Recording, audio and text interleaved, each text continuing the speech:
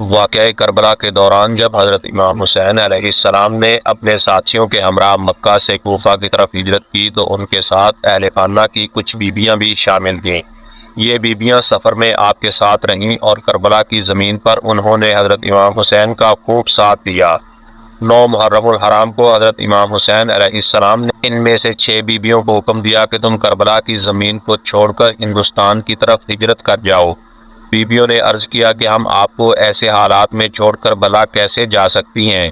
حضرت امام حسین رضی اللہ تعالیٰ عنہ نے فرمایا کہ میں مجبور ہوں، کیونکہ یہ حکم مجھے حضرت علی المرتضیٰ کی طرف سے موصول ہوا ہے، لہٰذا بہتر ہے کہ آپ لوگ کربلا سے ہجرت کر کے دور چلی جائیں۔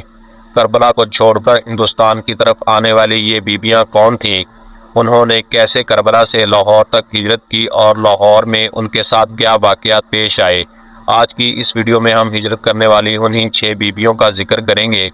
خاتون جنت حضرت فاطمہ الزہرا رضی اللہ تعالیٰ عنہ کے وصال کے بعد حضرت علی نے ایک شادی ام بنین رضی اللہ تعالیٰ عنہ سے کی۔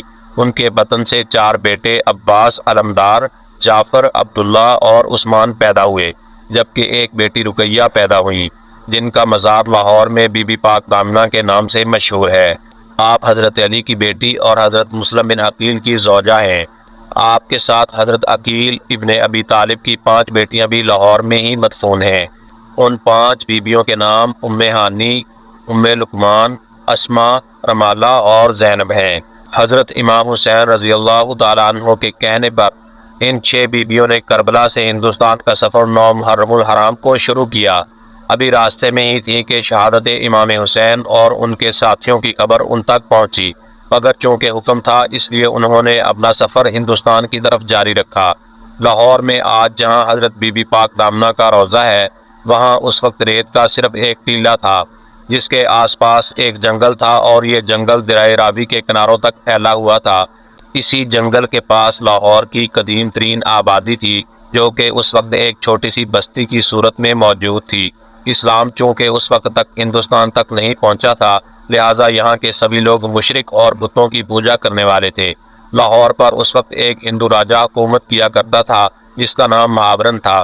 اس کا ایک بیٹا تھا جس کا نام کنور مکرمہ تھا۔ جب یہ 6 بیویاں لاہور کی سرزمین میں داخل ہوئیں تو وہاں پر موجود تمام بت اور مورتیاں اپنی جگہ سے گر پڑے اور آگ کی پوجا کرنے والوں کی آگ ایک دم سے ٹھنڈی ہو گئی۔ شہر میں آمد کے ساتھ ان بیویوں کی روحانیت کا یہ عالم تھا کہ کفر میں لرزہ طاری ہو گیا۔ جب لوگوں نے اپنے مندروں میں یہ حالات دیکھے تو شہر میں ایک بحران سا برپا ہو گیا۔ راجہ نے اپنے تمام وزیروں مشیروں کو اکٹھا کیا اور ان کو اس واقعے کی تحقیقات کرنے کا حکم دیا۔ تحقیقات کرنے پر معلوم ہوا کہ کچھ پردیسی آئے ہیں، ان کے آنے کے بعد ہی ایسا ہو گیا ہے۔ چنانچہ بادشاہ نے اپنے وزیروں اور سپاہیوں کے ساتھ اپنے بیٹے کو بھی بھیجا اور حکم دیا کہ ان پردیسیوں کو دربار میں لا کر پیش کیا جائے۔ جب سپاہی ان کو پکڑنے گئے تو انہوں نے دیکھا کہ وہاں پر کچھ عورتیں ہیں جو کہ چادروں سے اپنے منہ کو چھپائے ہوئے ہیں۔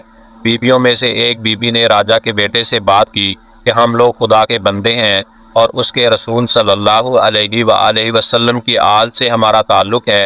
کربلا میں ہماری جنگ ہوئی تھی اور ہم بے وطن ہو کر ہجرت کر کے یہاں پر آئے ہیں۔ ہمارا ارادہ کسی کو ستانے کا نہیں ہے، بلکہ ہم تو صرف پناہ لینے کے ارادے سے یہاں پر آئے ہیں، اور اگر تم لوگوں کو یہ منظور نہیں تو ہم یہاں سے واپس چلے جاتے ہیں۔ راجہ کا بیٹا ان تمام باتوں سے ان کا کافی ہمدرد ہوا، مگر وہ بادشاہ کے حکم کے آگے مجبور تھا۔ اس نے کہا کہ بادشاہ نے آپ کو دربار میں بلوایا ہے، اگر آپ خود نہیں جائیں گی تو آپ کو زبردستی لے جایا جائے گا۔ جب حضرت رقیہ نے پھر سے وہی حکم سنا تو آپ غصے ہو گئیں۔ بی بی رقیہ نے غصے سے بھری نگاہ سے راجکمار کو دیکھا، جس کی تاب نہ لا کر وہ وہیں پر بے ہوش ہو کر گر پڑا۔ ہوش آیا تو بہت رویا اور حضرت بی بی رقیہ کے قدموں میں آ کر معافی مانگنے لگا۔ اس سارے واقعے کی خبر جب بادشاہ تک پہنچی تو وہ بہت غضبناک ہوا۔ اس کے حکم سے ہندوؤں نے ان بیویوں کے خلاف مہم چلانا شروع کر دی اور ان کو ہر طرح سے تنگ کرنے لگے۔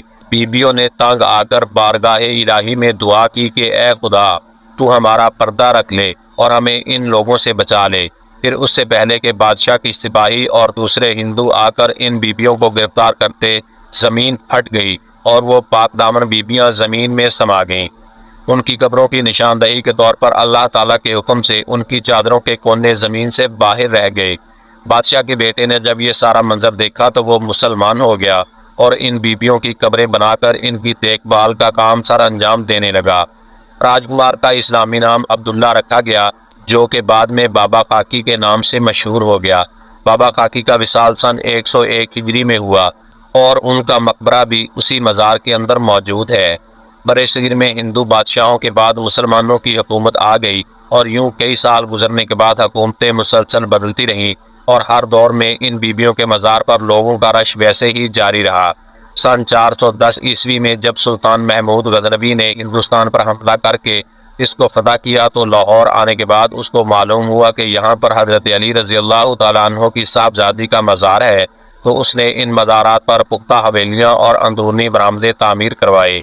اس کے بعد بادشاہ اکبر کے دور حکومت میں اسی مزار کی تعمیر دوبارہ کی گئی اور خانقاہ کی عمارت میں توسیع ہوتی رہی۔ اس کے بعد مزار کے قریب موجود باقی قبروں کا اضافہ وقت کے ساتھ ساتھ ہوتا گیا اور کچھ عرصہ کے بعد یہ جگہ قبرستان بی بی صاحب کہلانے لگی، جہاں پر لوگ اپنے عزیز و اقارب کو دفن کر دیا کرتے تھے۔ پاک بیبیوں کا یہ واقعہ برصغیر پاک و ہند میں مسلمانوں کی آمد سے 32 سال پہلے کا ہے۔ واقعہ کربلا یعنی سن 61 ہجری سے لے کر قیام پاکستان یعنی سن 1947 عیسوی تک یہ مزار بی بی پاک دامن تسلیم کیا جاتا رہا، لیکن بعد میں اچانک کچھ لوگوں نے ایک من گڑت کہانی بنا کر عوام کو شک و شبہات میں مبتلا کرنے کے لیے اس بات کو جھٹلا دیا۔ تاہم آج بھی بہت سے لوگوں کا یہ ماننا ہے کہ یہاں پر کوئی بھی بی بی دفن نہیں ہے، جبکہ ایک بہت بڑی تعداد یہ مانتی ہے کہ یہاں پر وہی بیبیاں دفن ہیں جو کہ عرب سے ہجرت کر کے کربلا کے دوران لاہور آئی تھیں اور ہندوؤں کے ساتھ معاملات پیش آنے کے بعد اللہ تعالیٰ نے ان کو زمین میں دفن کر دیا۔ باقی اس بارے میں اصل حقیقت کا علم تو صرف اللہ تعالیٰ کی ذات کو ہی ہے۔ آپ کی اس بارے میں کیا رائے ہے اور کیا ماننا ہے؟ کامنٹ سیکشن میں ضرور آگاہ کیجیے گا۔ اللہ پاک آپ کا اور ہمارا حامی و ناصر ہو۔